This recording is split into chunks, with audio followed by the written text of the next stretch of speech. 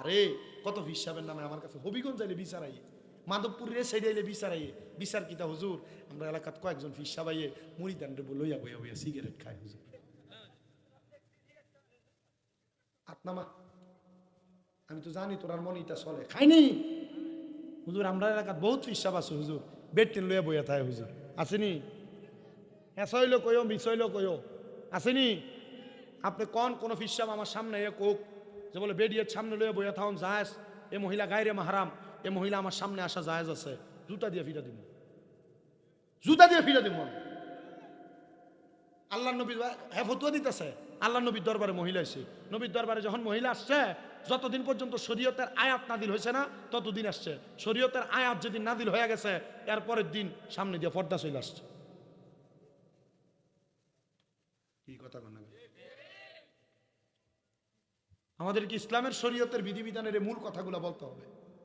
তো আমার কথা যে জায়গায় ছিল, কোন জায়গা? কবর হাসর কই আসিলাম? কবর হাসর তো সাবজেক্ট, এই কবর হাসরের অবজেক্ট কি? মূল আলোচনার ধারা কই আসিল? এতক্ষণ পর্যন্ত লার্সি সার্সি শুধু এ জায়গা ধরনের লাগিয়া ফেরেশতা না না না, কবরবাসীর লেগে আমরা দোয়া করবো, কবরবাসীর লাভর লেগে না আমরা লাভর লেগে। এখানে আসেননি আপনারা? আজকে আমার কাছে ওয়াজ করে মজা লাগতেছে, যদি আপনাদের সংখ্যা তৃণমূলে কম, কিন্তু কেন মজা লাগে?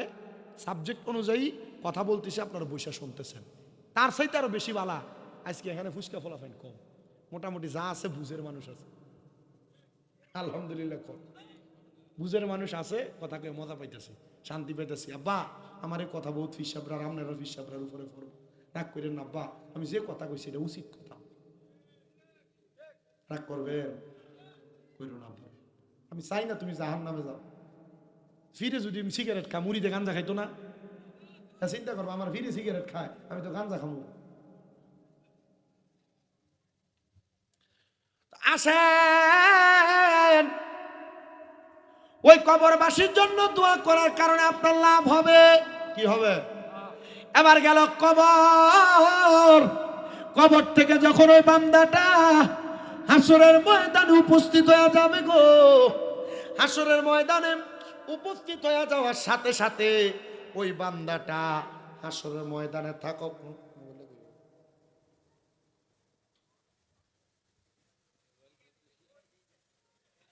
নাই তো বেটা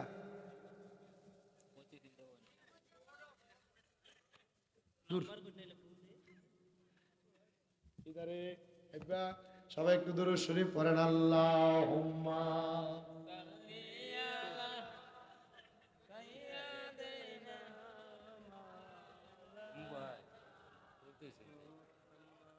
ওয়া আলা আলি সাইয়্যিদিনা।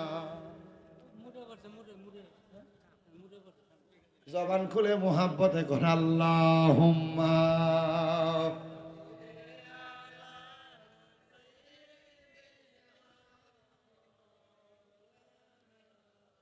মুহাম্মাদ ওয়া আলা আলি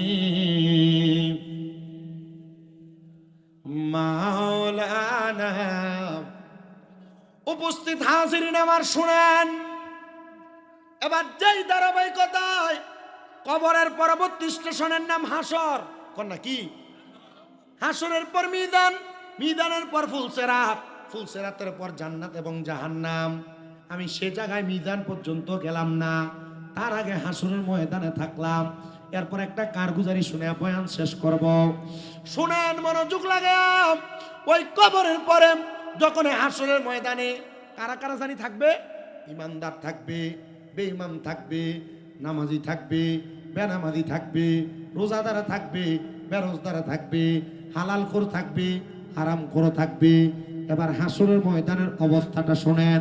এক নাম্বার, আমার আল্লাহ হাসরের ময়দান বানাইবো তামা দিয়া। কি দিয়া? তামা দিয়া হাসরের ময়দান বানায়া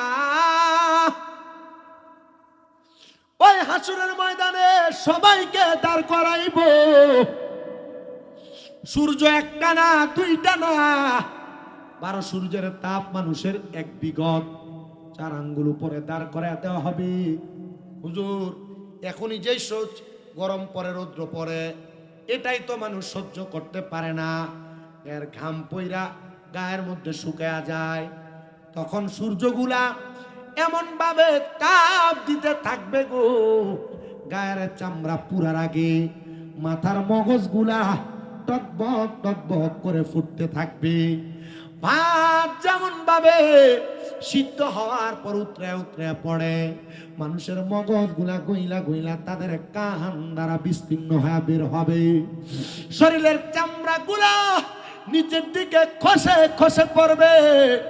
নবী আমার জানায়া দে উম্মত, সন্তান, বাবা মা, বন্ধু বান্ধব, আত্মীয় স্বজন উলঙ্গ অবস্থায় পুরা হাসরের ময়দানবাসী থাকবে। কারোর পরনের মধ্যে কোনো জামা কাপড় থাকবে না। ওই জামা কাপড় ছাড়া উলঙ্গ হাসরবাসীরা হাসরের ময়দানে উদয় হবে। ও মায়ার নবী, মহিলা পুরুষ একসাথে, আরে কে মহিলা কে পুরুষ সেটাই তো যাচাই করা হবে না। সুযোগ কই রে সুযোগ কই, নারী পুরুষ একসাথে হাসরের ময়দানে উলঙ্গ অবস্থায়, কেউ কাউকে দেখবে না, কেউ কাউকে দেখবে না। সবার মাথাগুলা উপরের দিকে তাকানো থাকবে। ওই উপরের দিকে তাকানো অবস্থায় মানুষগুলা যখন হাসরের ময়দানে হাজির হবে, ওই মানুষের মধ্যে 3 শ্রেণী 4 শ্রেণীর মানুষ থাকবে, যাদের পায়ের এইটুকু কোনো পর্যন্ত, পায়ের এই হাঁটু পর্যন্ত ঘাম আর ঘাম থাকবে, তারা হাঁটু পরিমাণ ঘামের মধ্যে হাঁটবে। এমন অনেক মানুষ থাকবে যাদের নাভি পরিমাণ, কোমর পরিমাণ ঘাম থাকবে।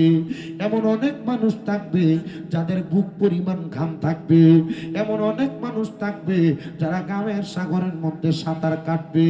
ও দুনিয়ার মানুষ, ও নবীর উম্মত, শোনো শোনো শোনো, যখন ঘামের সাগরে সাঁতার কাটবে, একদিক থেকে আরেক দিক দৌড়াদৌড়ি করতে থাকবে, রাহমাতুল লিল আলামিন নবী বলেন আগুনকে এমন ভাবে জ্বালানো হবে, আগুনের মধ্যে এমন ভাবে কাজকে গড়ানো হবে, আগুনের একটা কুণ্ডলী তৈরি হবে, কুণ্ডলী, আগুনের কুণ্ডলীর মধ্য থেকে এমন ভাবে বিভীষিকাময় লালা বের হবে, পানি যেমন ভাবে ছেড়ে দিলে সামনের দিকে দৌড়ায়, আগুনের এমন কুণ্ডলী আর লালা সামনের দিকে দৌড়ায়া পুরা চতুর্ভুজাকৃতির হাসরের ময়দানের মানুষগুলাকে একদিক থেকে দৌড়ায়া হাসরের ময়দানের একটা কন্যারের মধ্যে কোণঠাসা করে ফেলা হবে। মানুষগুলো হায় হায় করবে, মা সন্তানকে চিনবে না, বাবা সন্তানকে চিনবে না, মা সন্তানকে চিনবে না, বন্ধু বান্ধবকে চিনবে না, কেউ কাউকে চিনবে না। হাসরের ময়দান বড় মারাত্মক। বলে হুজুর তাইলে আমরা মুরিদ হই কেন? ফিরও কি আপনারে চিনতো না, নবীও কি আপনারে চিনতো না, ওলামায়ে কেরামও কি আপনারে চিনতো না? চিনবো রে চিনবো। এবার যখন একসাথে করা হবে, ডাক দিবে এ হাসরবাসী, আসো তোমাদের মাঝে কেউ আলেম, আসো তোমাদের মাঝে কেউ আবেদ, আসো তোমাদের মাঝে কেউ মুসলিম, আসো তোমাদের মাঝে কেউ সিদ্দিক, আসো তোমাদের মাঝে কেউ নবী। সব দাঁড়িয়ে যাবে, বলে ডাক দাও তোমাদের নিজ নিজ ব্যক্তিবর্গকে, সবগুলাকে একসাথে ডাক দেওয়া হবে। সবাই তখন একজন আরেকজনের সাথে হাহাকার করবে। হাসরের ময়দান বড় বিভীষিকাময়, আমরা সহ্য করতে পারি না। ও নবী, আপনার উম্মত আমরা, হাসরের ময়দান থেকে মুক্তি দান করেন। আপনারা বলেন মুক্তি দেওয়ার মালিক একজন কে? কিন্তু হাসরের ময়দানে সবচাইতে ক্ষমতা আমার আল্লাহ তাআলা আমার নবীরে দান করে দিবেন। সুবহানাল্লাহ জোরে। সুন্নিরা কেন নবী নবী করে? সুন্নিরা কেন নবী নবী করে? সুন্নিরা জানে, সুন্নিরা যেই নবীর উম্মত, আকায়ে নামদার, তাজদারে মদিনা, হুজুরপুর নূর মুহাম্মদ মুস্তাফা আহমদ মুস্তাফা সাল্লাল্লাহু আলাইহি ওয়াসাল্লাম। সুবহানাল্লাহ কয় না? ইয়া মুহাম্মদ মুস্তাফা নবী সাল্লাল্লাহু আলাইহি ইয়া মুহাম্মদ মুস্তাফা নবী আমরার শাফায়াতের কান্ডারি মদিনাওয়ালা, আমরার শাফায়াতের কান্ডারি মদিনাওয়ালা ইয়া মুহাম্মদ মুস্তাফা নবী সাল্লাল্লাহু ইয়া মুহাম্মদ মুস্তাফা নবী সাল্লাল্লাহু কেউ বা বলে নবী নূরেরই পুতুল কেউ বা বলে নবী গোলাপেরই ফুল কেউ বা বলে নবী নূরেরই পুতুল কেউ বা বলে নবী গোলাপেরই ফুল নয় সে পুতুল নয় সে রে ফুল নূরে নূর আল্লাহ ইয়া মুহাম্মদ মুস্তাফা নবী ইয়া মুহাম্মদ মুস্তাফা নবী আমরার সাফায়াতের কান্ডারি রাসূলুল্লাহ আমরার সাফায়াতের মদিনাওয়ালা ইয়া মুহাম্মদ মুস্তাফা নবী সাল্লাল্লাহু ইয়া মুহাম্মদ মুস্তাফা নবী নবীজি আমার কাবার ও কাবা আশাক গনের গলাহারি মালা নবীজি আমার কাবার ও আশাক গনের গলাহার মালা নূর নবীর প্রেমেতে কাবা হইয়াছে কালা হায়রে নূর নবীর কাবা হইয়াছে কালা ইয়া মুহাম্মদ মুস্তাফা নবী সাল্লাল্লাহু ইয়া মুহাম্মদ মুস্তাফা নবী সাল্লাল্লাহু ও সুন্নি মুসলমান আমরা কেন নবী নবী করি এই কথাটা একটু মনোযোগ দিয়া শুনবা নবী যখন দুনিয়াতে আসে নাই আমার আল্লাহ তাআলা যখন নবীরে বানাইছে বানানোর আগ মুহূর্তে আমার নবী রাহমাতুল লিল আলামিন নবী আলমে আরোহার মধ্যে রাহমাতুল লিল আলামিন নবী আলমে আরোহা থেকে যখন মায়ের গর্ভের মধ্যে আগমন করবে তারও আগে আমার নবী রূহের জগতে নবী নবী করছে নবী মায়ের গর্ভে উম্মত উম্মত করছে নবী উম্মত উম্মত করছে উম্মত উম্মত করছে মায়ের গর্ভ থেকে দুনিয়াতে আগমন করছে সেজদায় পড়া উম্মত উম্মত করছে